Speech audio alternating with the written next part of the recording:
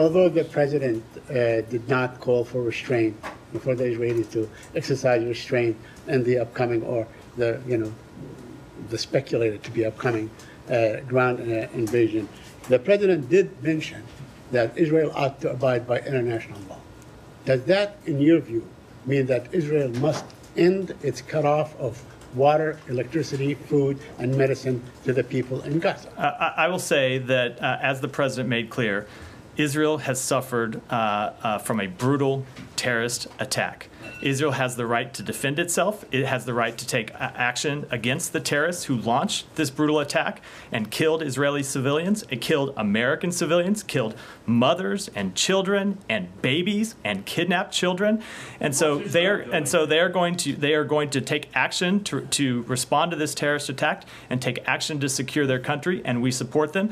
As the president made clear, we always encourage all of our allies and partners to act in strict accordance with international law. That is what democracies do, and I would just point out that, of course, is not what Hamas did. Saeed, let me just finish. That is not, Saeed, that is not what Hamas did in coming into Israel and kidnapping and murdering innocent civilians. Okay, I understand. I mean, Hamas, you have Hamas listed as a terrorist organization. They don't get $4 billion a year from you. They don't have military aid and support and so on. So that is established. You're saying that Israel is a democracy. It's a country that abides by international law. I'm asking you, the cutoff of water, electricity, food, and medicine is considered a war crime. Do you call on Israel to cease its effort now in cutting off medicine, Let water, me start by saying that we are aid? in the early days of Israel's response. Israel has a right to conduct an aggressive response, to respond to the terrorism that's been committed against its citizens. We expect them to follow international law. We believe that they will, and we will remain in close contact with them about it. You believe they should not intentionally target civilians? That's one. Second, do you have any idea on the number of Palestinians killed by Israel in the last 4 days? I have seen public reports. What are these? I am not going to speak to Saeed, I'm going to speak to what the U.S. government can verify, which I've done with a number of U.S. citizens. I will let Israel speak to the number of Israeli citizens that have killed, as well as the number of Palestinians that have killed. The 14 that the president spoke about are Palestinian Americans? I don't have any degree whether they are Palestinian Americans, whether they're dual citizens. It ultimately doesn't matter to us. American citizens are American citizens. My last question to you, Matt. I mean, the president said that Hamas is motivated, I mean, I'm paraphrasing, motivated solely by the quest to kill Jews. Do you believe that is to be the case? Is it the assessment of this government that Hamas' sole motivation is to go out and kill Jews? There's no context. There's no siege that has gone on for 16 years. There's no raid after raid by the Israelis. Saeed, I am just going to say that is a bit of a surprising question after what we saw Hamas carry out this weekend. When we saw Hamas go in and deliberately target Israeli citizens, and not just soldiers in the IDF, but women, children, kidnap them. We all saw the images that across our television screens of Hamas behaving in the most inhumane way possible. So I won't speak to their motivations, but I think they're pretty clear. Let me move on. Go ahead. Is there another context? Thank you very much, Matt. I have a question about the U.S. role, potential U.S. role. There's been this strike carrier group that has been dispatched to the area, to the eastern Mediterranean, and now there's reports that the second carrier group might be on the way to near Israel. So today the Turkish president asked what the U.S. warships sent near Israel are there for, and it's a question a number of countries in the region are trying to find an answer for. So is the U.S. really looking to get involved militarily? Can you rule that out? Because that could mean a catastrophic all-around regional conflict immediately. So we do not have any plans for boots on the ground or military action at this point. I will let the Pentagon speak to the specifics of deployments, but as the president has made clear, he has ordered the Pentagon to take these efforts to send a clear deterrent message to anyone who is considering entering this conflict, any entity or who is hostile to Israel, to take note and to not take action. I thought the president spoke very forcefully to that question today. Hamas. Go ahead. Thank you, Matt. On connection between Hamas and North Korea, Hamas and North Korea have been engaging in arms trading for some time. What are you concerned about North Korea's announcement to that its support Hamas? Well, we clearly would be concerned about any country that is providing support to Hamas, whether it be financial, whether it be military, and would look to counter that action. And we do it first and foremost by making sure that Israel has what it needs to defend itself against the recent terrorist attacks. Does Israel have a right to kill civilians? Go ahead. Does Israel have a right to kill Now, I'm going to call on the way we do it in this briefing room, and you and I've had this conversation before, is I call on people and they ask questions and I move around. Go ahead. Yesterday, Secretary Blinken deleted a tweet related to his phone call with Turkish Foreign Minister. The tweet included the mention of the ceasefire. Well, was that the reason? The word ceasefire was the reason behind why he deleted the tweet? I'm glad you asked me that question because there's been a bit of misinformation about it. So after his call with Foreign Minister Fidan, we released a public readout that made clear that the Secretary, in his conversation, had reiterated what we have said publicly a number of times, which is Hamas should cease its violent activities against Israel. The tweet was unfortunately worded, did not capture that appropriately, so we pulled it down. And I've seen a lot of public conversation about this. I think I think you would have to be intentionally misunderstanding what our position is, given the number of statements that we have made about supporting Israel's right to defend itself, about supporting Israel taking direct action against Hamas. The Secretary spoke to that publicly on Sunday, on the Sunday shows. The President has spoken to it forcefully, and we've issued a number of statements making that clear. Turkish President Erdogan said Ankara is prepared to take on a mediator role in the ongoing Palestinian and Israeli tension. What is the U.S. position on this offer, and was that discussed during the phone call between Blinken and Fidan? So I won't speak to any potential mediation. I will say, with respect to the conversation that the Secretary had, we released a readout with information about his conversation with Foreign Minister Fidan. We made clear in that conversation, as we have in all of our conversations, that anything they can do to keep other parties from entering this conflict, anything that they can do to secure the release of hostages, is something we would encourage and something we would support. Go ahead.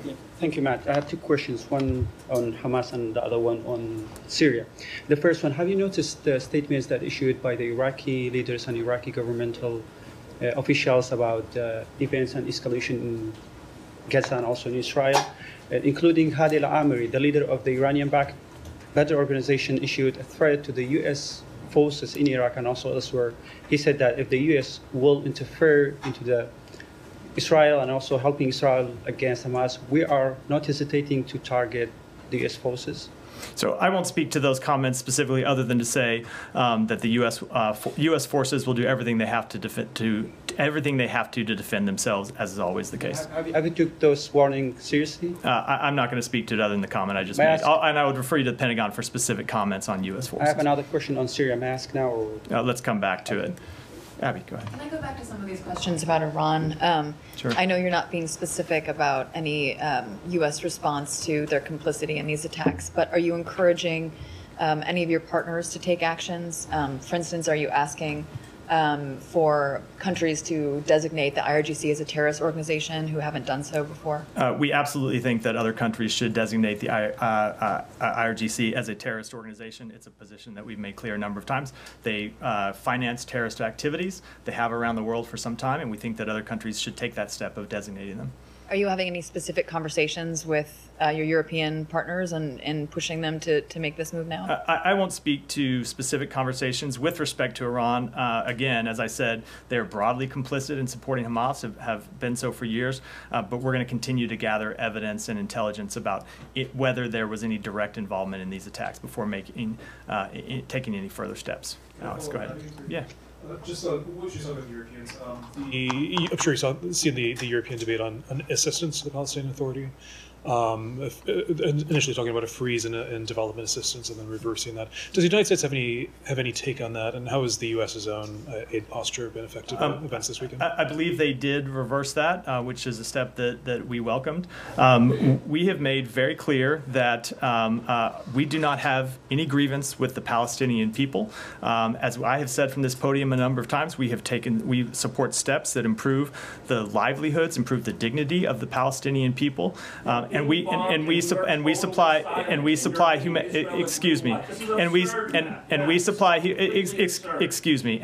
humanitarian aid that goes directly to the Palestinian people to benefit them. And I think the point that we would make, this is something the Secretary got into over the weekend, there are two paths forward for the region. There is a path of stability and conflict and normalization of relations with Israel. And then there is a path of death and destruction. And it is Hamas that favors that path of death and destruction. We do not have any quarrel with the Palestinian people, which is why we think it's important to continue to provide humanitarian aid that directly benefits them, not the terrorists the terrorists who ultimately are going to be responsible for the loss of many Palestinian lives. But Israel is You know what? I'm gonna ask that we. This room is not a debating session. It's questions and answers. Go ahead. Thank you, Matthew. One, is the U.S. reevaluating its alliance with Qatar given Qatar's support for Hamas? And I want to follow up on Vivian's question about U.S. citizens. So U.S. citizens are having difficulty getting out of Israel. On a personal note, a friend of mine and his wife and two of their friends are trying to get out. They filled out some State Department form and haven't heard back. So what advice do you have for U.S. citizens like them? And then regarding, going off of Matt, I mean, what do you say to the criticism regarding the unfreezing of the $6 billion, that money is fungible? So I will say that I already answered the question about money being fungible in great detail, I think, with Matt. I can repeat it again, but that probably isn't productive for any of us. I will say, give me the first question again. I got the second one, but... Yeah, is the U.S. Qatar, right. So with respect to Qatar, the Secretary's had a number of productive conversations with the Foreign Minister of Qatar. We actually think that they are playing a productive role here and will continue to be partners of the United States. We are asking Qatar, as we are asking every country, to use any influence that they have to keep other parties from coming into this conflict and to secure the release of hostages. And the second question, and the second question was... second question is, U.S. citizens are having difficulty getting out. Look, we understand that there are a number of American citizens who want to leave Israel, and that currently it may be that there aren't enough available flights because some carriers have suspended travel.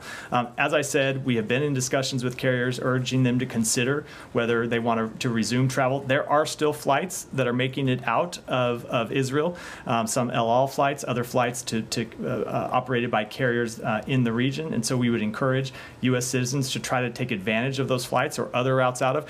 And if they do contact the embassy, we will seek to facilitate travel with any information that we have that can be helpful. One last one. Yeah.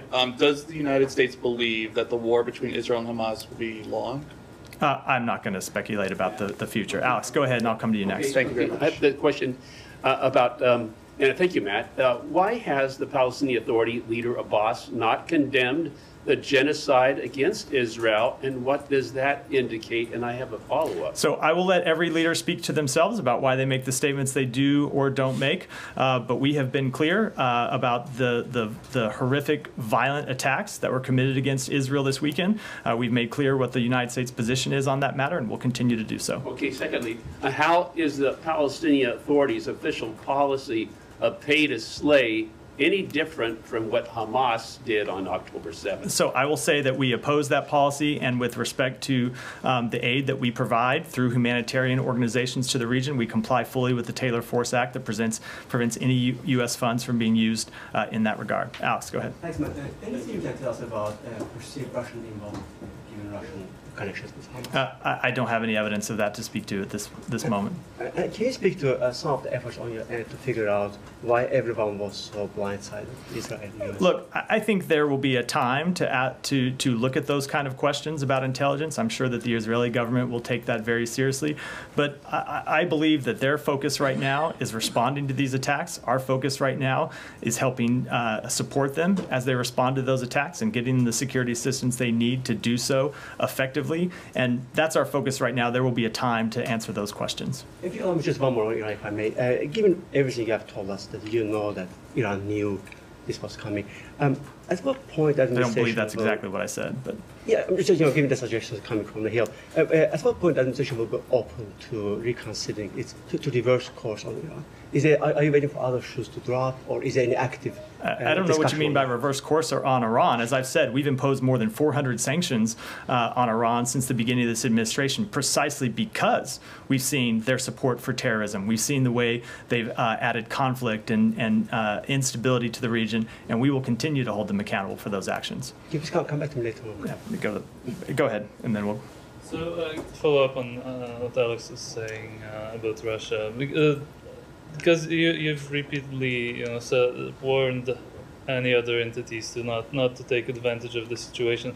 Does that include Russia? Because we've heard President Zelensky saying that Russia is seeking to exacerbate the conflict and to distract from its war. So do you agree with him? And also on to follow up on what Saeed was saying, do you? I mean, is the concrete example of the siege that Israel is laying, is that okay in your book? I mean, is that do you approve that the Israeli approach so far?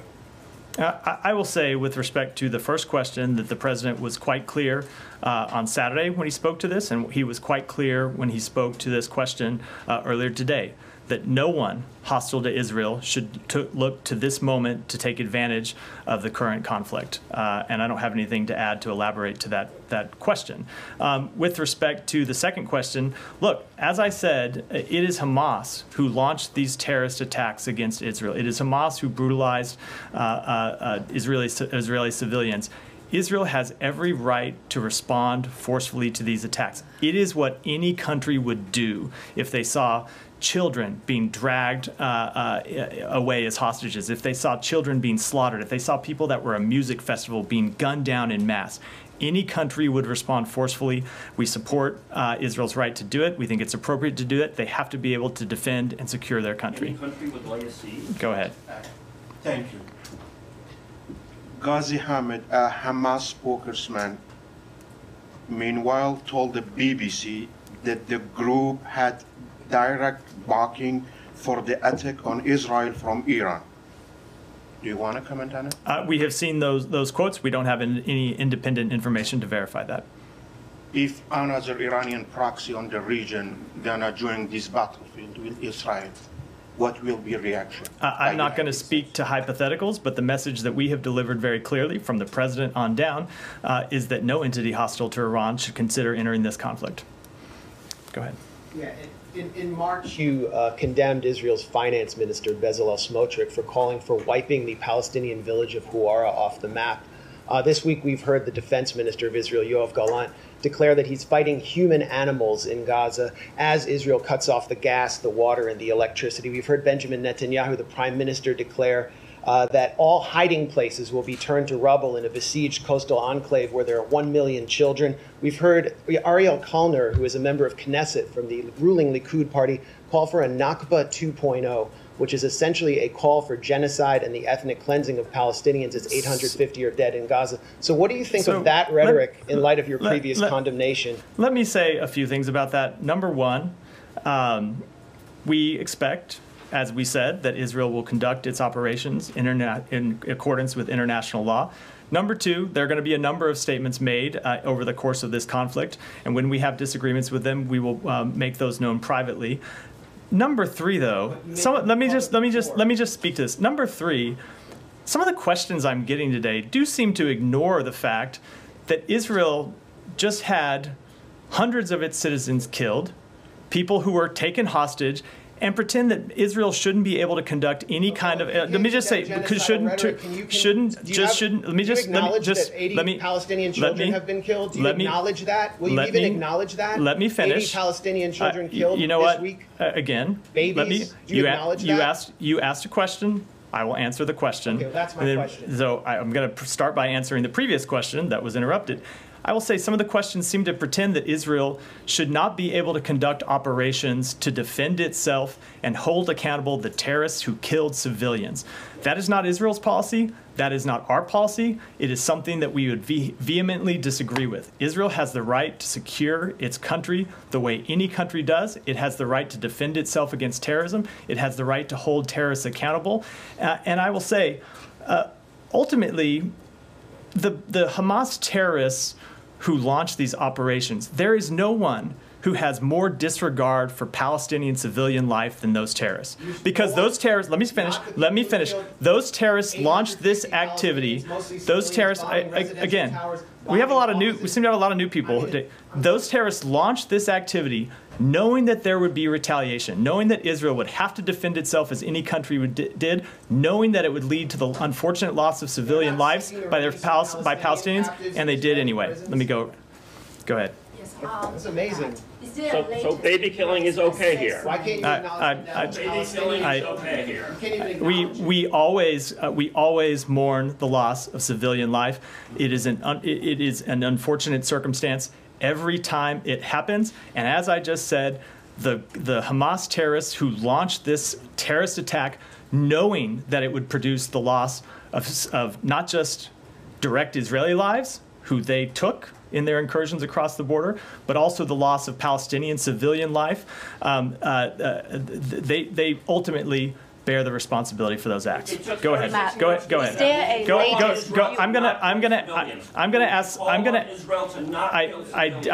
I just did do that. I would ask you not to talk over your colleague. Go ahead. Matt, thank you. Is there a latest U.S. assessment I just did. on Saudi's position regarding go ahead. the potential normalization deal with Israel? And go ahead.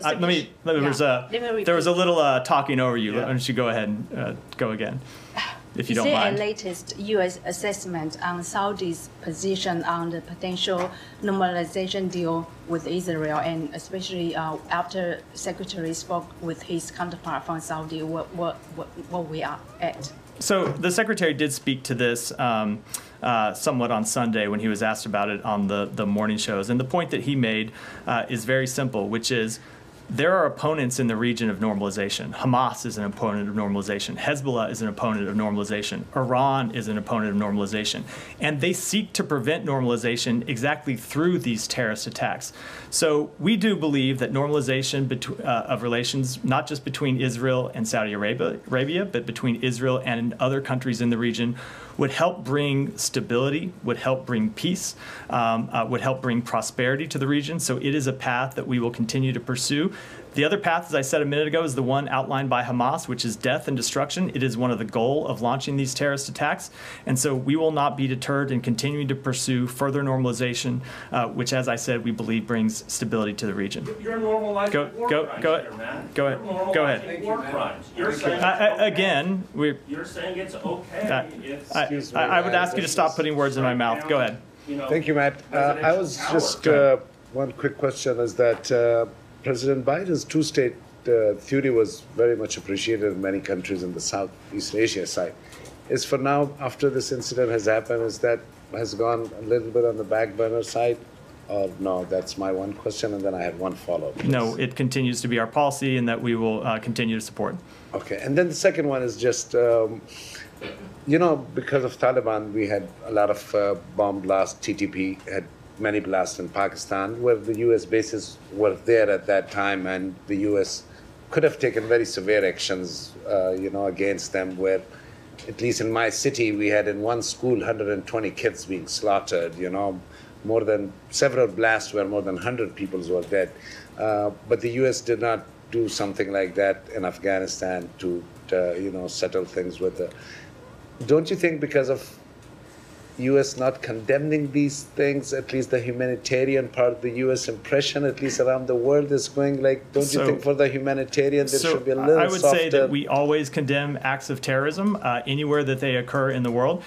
And as I believe you and I have discussed before, we have met recently with our Pakistani counterparts to discuss how we can increase our terrorism cooperation so that they can effectively counter terrorism inside their borders. Alex, I said I'd come back to you, and then we're going to wrap up here. I'll come to you, and then we'll wrap. Lavrov today published an article on Foreign Ministry website accusing the U.S. of interfering, quote-unquote, into South Caucasus issues, including Nagorno-Karabakh, for its, quote-unquote, geopolitical ambitions. Do you have any response to it? Well, that's absolutely not true. Our only goal in the South Caucasus, in the relationship between Armenia and Azerbaijan, is to ensure a lasting peace and stability, and of course to ensure that the humanitarian needs and rights of the people of Nagorno-Karabakh are protected. And as you know, senior advisor Bono is in the region. He met with us trying to appreciate any result on that. And also, secondly, the U.S. Embassy to Yerevan was involved into urgent medical evacuation. Any details about? I would refer you to the embassy for any further details on that question. And no, I don't have specific readouts of Special Envoy Bono's conversations. Go ahead, and then we'll wrap. Yeah. A question on Syria and Turkish attacks on northwest Syria. In just 72 hours, they attacked 150 sites, including the civilian infrastructure, and also there are a lot of civilian casualties. Do you have any comments on, are you condemning these attacks by Turkish on northwest Syria? So the United States remains concerned about military activity in northern Syria, its impacts on the civilian population and infrastructure, and the impact on the effectiveness of our operations to ensure the lasting defeat of ISIS.